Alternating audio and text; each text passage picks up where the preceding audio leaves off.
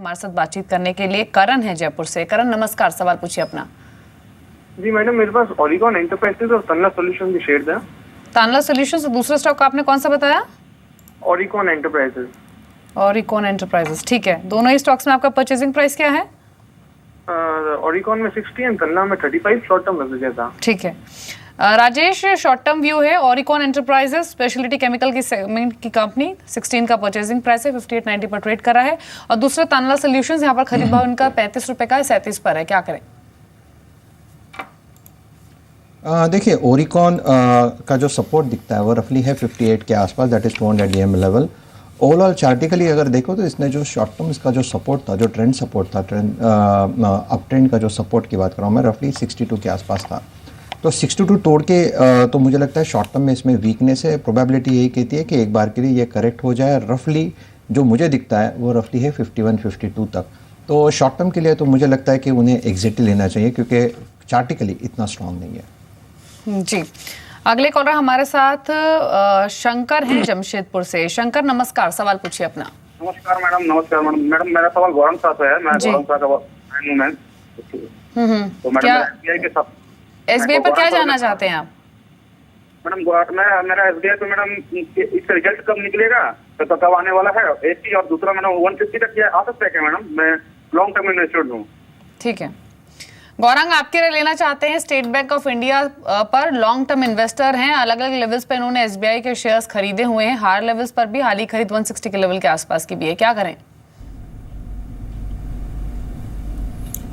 पहले इनका भी शुक्रिया हौसला अफजाई के लिए दीपाली। और जो रिजल्ट की तारीख है वो है 27 में, अगले हफ्ते शुक्रवार को, एफएनओ की एक्सपायरी के बाद। और मैं उम्मीद रखता हूँ कि जिस तरीके की निराशा हमने बाकी सब सरकारी बैंक में देखी है, मैं उम्मीद रखता हूँ कि उतनी बड़ी निराशा न आए। निराशा आएगी लेकिन छोटे पैमाने पर आए, ऐसा मैं मानता हूँ। लंबी अवधि के नज़रिए से 265 का लक्ष्य निर्धारित किया है।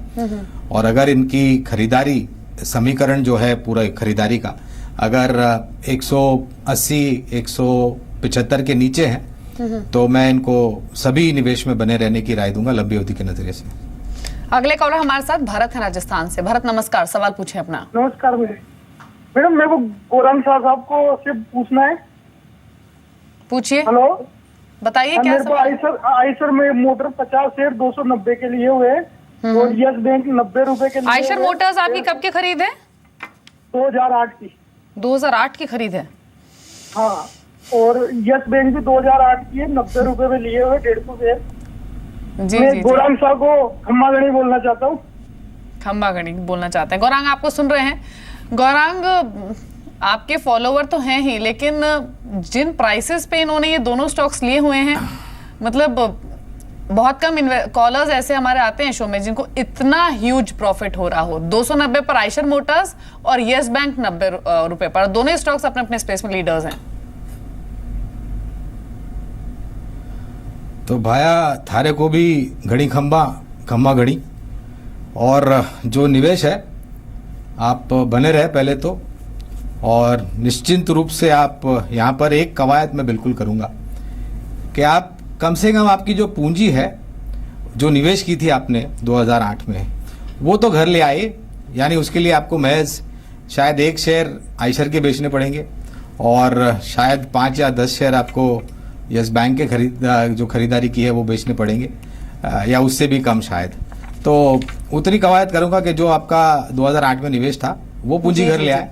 बाकी सब जो शेयर आपके पास बचेंगे उसमें निश्चित होकर के आप आराम करें। जी, चलिए, यहाँ पर राय दी गई है दोनों स्टॉक्स पर, लेकिन एक बार फिर से बात करते हैं बैंकिंग स्टॉक्स की, क्योंकि हाल ही में बैंकिंग में जो छोटे बैंकों के कंसोलिडेशन को लेकर काफी चर्चाएं हो रही हैं। जो सबसे पहले नाम आया है वो है एसबीआई का अपने एसोसिएट बैंक को मर्जर को लेकर, और इसी पर मूडीज की एक रिपोर्ट आई जिसमें उन्होंने कहा है कि एसबीआई का अपने 6 बैंकों के साथ जो मर्जर होगा उससे करीब करीब $250 मिलियन की कॉस्टिंग आएगी। वहीं इसका लिमिटेड इम्पैक्ट होगा बैंक के क्रेडिट मैट्रिक्स पर।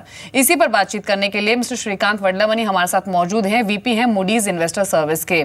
Mister Vadlamani, good afternoon sir. इसी रिपोर्ट पर मैं आपके कमेंट्स लेना चाहूंगी। जो आपने रिपोर्ट में मेंशन किया है कि the merger idea mooted by SBI of 6 banks with itself would cost around $250 million and it will have limited impact on it credit matrix. So does that mean that merger of SBI associate banks is not a good idea at this juncture because current challenges are far more important than the merger? I would put it this way.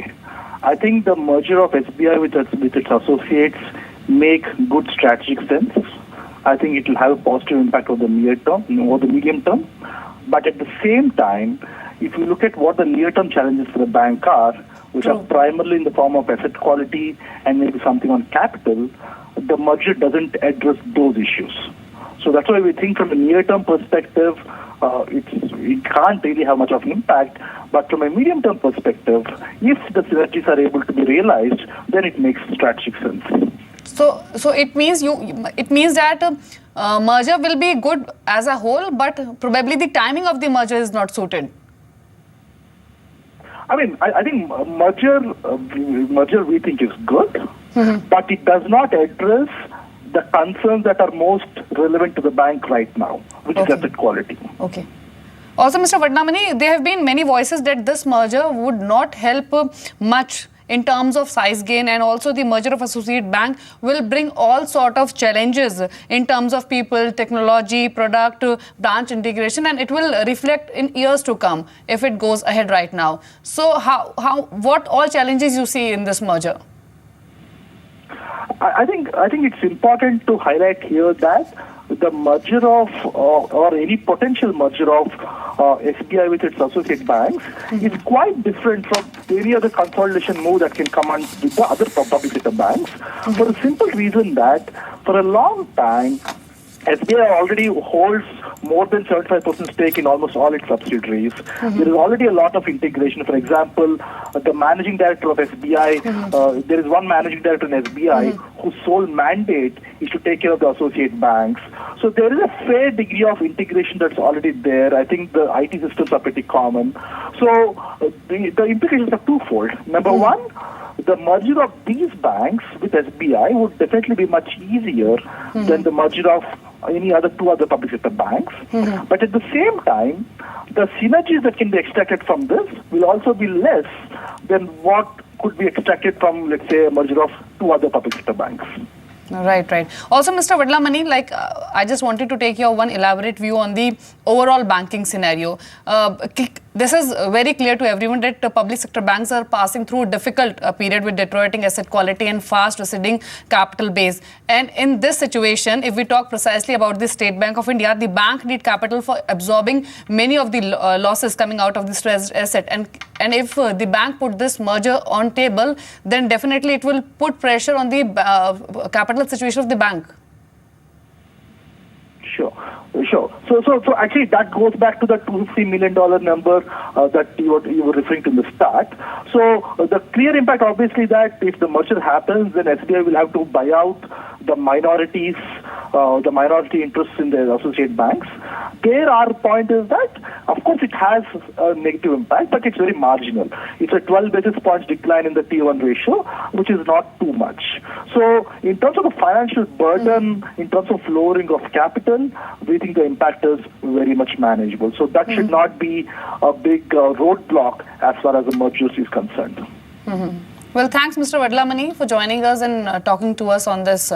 तो यहाँ पर श्रीकांत वडलामनी को आपने सुना, वो मानते हैं कि एसबीआई और उसके एसोसिएट बैंकों का जो मर्जर है वो एक सही फैसला है, लेकिन शायद समय सही नहीं है क्योंकि इस वक्त ऑलरेडी डेटरोइटिंग एसेट क्वालिटी और रिसीडिंग कैपिटल बेस की समस्या से बैंक जूझ रहा है। ऐसे में मीडियम टर्म पर्सपेक्टिव से शायद ये बेनिफिशियल है, लेकिन नियर टर्म में प्रेशर रह सकता है, स्पेशली बैंकिंग की कैपिटल बेस पर। ये मिस्टर वडलामनी का कहना है।